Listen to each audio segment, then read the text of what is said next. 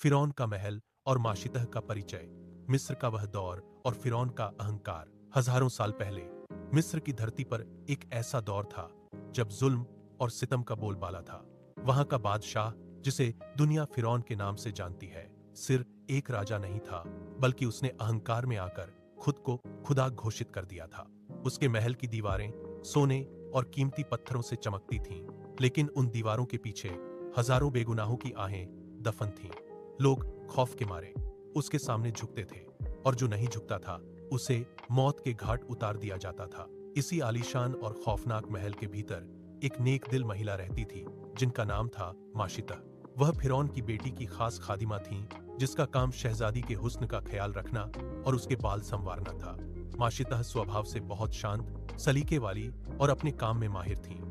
महल के लोग उन्हें फिरौन का वफादार समझते थे, लेकिन किसी को यह नहीं पता था कि उनके सीने में एक ऐसा राज दफन है जो पूरे मिस्र के तख्त को हिला सकता था। चुपचाप इबादत का सफर माशितह ने हजरत मूसा आस के संदेश को सुन लिया था, और वह दिल में उस एक सच्चे खुदा अल्लाह पर ईमान ला चुकी थी। वह महल की चकाचौंध के बीच रहती तो थीं, लेकिन उनका दिल अल्लाह की याद में धकता था। वह अपनी नमाजें छुपकर पढ़ती थीं और अपने बच्चों की परवरिश भी इसी नेक साये में कर रही थीं। वह जानती थीं कि अगर उनके ईमान की खबर फिरौन को हुई तो कयामत आ जाएगी। फिर भी उन्होंने अपने दिल में सच्चाई की शम जलाए रखी थी। कल्पना कीजिए उस महल की, जहां हर दीवार पर फिरौन की मूर्तियां थीं और हर कोने से उसी के नाम की जय जयकार सुनाई देती थी। माशितह के लिए उस माहौल में सांस लेना भी मुश्किल था, जहां चारों तरफ बुराई, घमंड और शिर्क, मूर्ति पूजा का अंधेरा हो। वहां अपने ईमान की शम को जलाए रखना कितना कठिन रहा होगा। वह जब भी किसी को फिरौन के आगे सजदा करते देखती तो उनका दिल छलनी हो जाता। उन्हें हर पल यह डर सताता कि कहीं उनके बच्चों के मासूम मन पर इस बनावटी खुदा का असर न पड़ जाए। वह एक घुटन भरे पिंजरे में रह रही थी, जहां सच बोलना मौत था और खामोश रहना एक बोझ। एक दिन दोपहर का वक्त था, महल में सन्नाटा था और माशितह हमेशा की तरह फिरौन की बेटी के बाल संवार रही थी। वह रेशमी बालों में सोने की कंघी फेर रही थी कि अचानक उनके हाथ से कंघी छूटकर जमीन पर गिर गई। जैसे ही वह कंघी उठाने के लिए झुकी, उनके दिल की गहराई से वही नाम निकला जिसे वह बरसों से छुपाए बैठी थी। उनके लबों से निकला बिस्मिल्लाह, अल्लाह के नाम से। फिरौन की बेटी यह सुनकर दंग रह गई। उसने आज तक अपने पिता के अलावा किसी और का नाम इबादत के लहजे में नहीं सुना था। यहाँ से कहानी में एक गहरा तनाव पैदा होता है। शहजादी का सवाल, माशितह, क्या अल्लाह से तुम्हारा मतलब मेरे पिता फिरौन है? माशितह का निडर जवाब, माशितह के पास मौका था कि वह बात को घुमा दें और अपनी जान बचा लें, लेकिन आज उनके सब्र का बांध टूट चुका था। उन्होंने सर उठाकर शहजादी की आंखों में देखा और कहा, नहीं, मेरा रब और तुम्हारे बाप फिरौन का रब भी वही अल्लाह है जो पूरी कायनात का मालिक है। क्या कभी आपने महसूस किया है कि जब पूरी दुनिया एक गलत रास्ते पर चल रही हो, तब अकेले खड़े होकर हक सच कहना कितना बड़ा जिहाद है?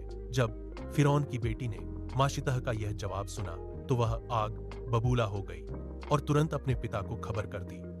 फिरौन का गुस्सा ऐसा था जैसे कोई भयानक तूफान उठ खड़ा हुआ हो। उसने तुरंत दरबार आम लगाया। दरबार में बड़े बड़े मंत्री और खूंखार पहरेदार खड़े थे। चारों तरफ तलवारें चमक रही थीं।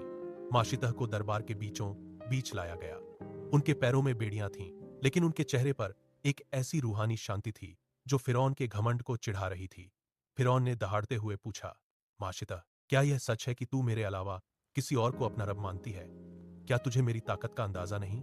मोमिन का जवाब और फिरौन की जिद। माशितह ने बिना डरे, थरथराती हुई आवाज के बजाय एक महबूत ईमान के साथ जवाब दिया, हक यही है कि मेरा रब वही है जिसने तुझे भी पैदा किया और मुझे भी। यह सुनते ही पूरे दरबार में सन्नाटा छा गया। फिरौन ने उन्हें लालच दिया, धमकी दी कि वह उन्हें और उनके बच्चों को तबाह कर देगा, लेकिन माशितह का ईमान चट्टान की तरह महबूत था। उन्होंने सार कह दिया कि दुनिया की कोई भी तकलीफ उन्हें अल्लाह की मोहब्बत से जुदा नहीं कर सकती। फिरौन ने जब देखा कि वह नहीं झुक रही हैं, तो उसने अपनी दरिंदगी दिखाने के लिए एक विशाल कड़ाहा, बड़ा बर्तन मंगवाया और उसमें तेल खौलाने का हुक्म दे दिया। क्या होता है जब एक इंसान को पता हो कि उसका अगला कदम उसे मौत की तरफ ले जाएगा, फिर भी वह कदम पीछे नहीं हटाता? क्या यह सिर्फ हिम्मत है या अल्लाह पर वह कामिल यकीन जो मौत के डर को भी खत्म कर देता है। महल के आंगन में खौलते हुए तेल की कचाही तैयार थी, जिससे उठती भाप और गर्मी मौत का मंजर पेश कर रही थी। फिरौन ने जुल्म की इंतहा करते हुए माशितह के सामने उनके बच्चों को पेश किया और धमकी दी कि या तो अल्लाह का नाम छोड़ दो, वरना इन मासूमों को इस तेल में डाल दिया जाएगा। माशितह का दिल मां की ममता से तड़प रहा था, लेकिन उनका ईमान डिगा नहीं। फिरौन के सिपाहियों ने एक एक करके उनके बड़े बच्चों को उस खौलते तेल में फेंकना शुरू किया। माशितह की आंखों के सामने उनके कलेजे के टुकड़े शहीद हो रहे थे और उनकी हड्डियों के जलने की गंध हवा में फैल रही थी। यह वह लम्हा था जहां आसमान भी इस महान कुर्बानी को देख रहा था, मगर माशितह के लबों पर सिर अल्लाह का नाम था। मुजिज़ा, नन्हे बच्चे का बोलना। जब माशितह के सभी बड़े बच्चे शहीद कर दिए गए तो अंत में उनका सबसे छोटा बच्चा बचा, जो अभी उनकी गोद में था और दूध पीता था। खौलते हुए तेल को देखकर और अपने आखिरी बच्चे की मासूमियत देखकर एक पल के लिए माशितह के कदम डगमगाए और ममता भारी पड़ गई। वह हिचकिचाएं कि क्या वह इस नन्हे को भी तेंगा कुर्बान कर दें। तभी अल्लाह के हुक्म से एक महान चमत्कार हुआ और वह दूध पीता बच्चा इंसानी आवाज में बोल उठा, ऐ मेरी प्यारी माँ, सब्र कीजिए और पीछे मत हटिए। बेशक आप सच्चाई हक पर हैं और जन्नत आपके सामने है। नन्हे बच्चे के इन शब्दों ने माशितह के दिल को फौलाद बना दिया। उन्होंने अल्हम्दुलिल्लाह कहा, अल्लाह की बढ़ाई बयान की और अपने बच्चे के साथ खुद को भी अल्लाह के हवाले कर दिया। आखिरी ख्वाहिश, शहादत और मिराज का मोजीजा। शहीद होने से ठीक पहले माशितह ने फिरौन की आंखों में आंखें डालकर अपनी आखिरी वसीयत पेश की। उन्होंने कहा, मेरी एक ख्वाहिश है कि मेरी और मेरे मासूम बच्चों की हड्डियों को चुनकर एक ही जगह दफन करना। जालिम फिरौन ने उनकी यह बात मान ली और उन्हें भी उस खौलते तेल में डाल दिया।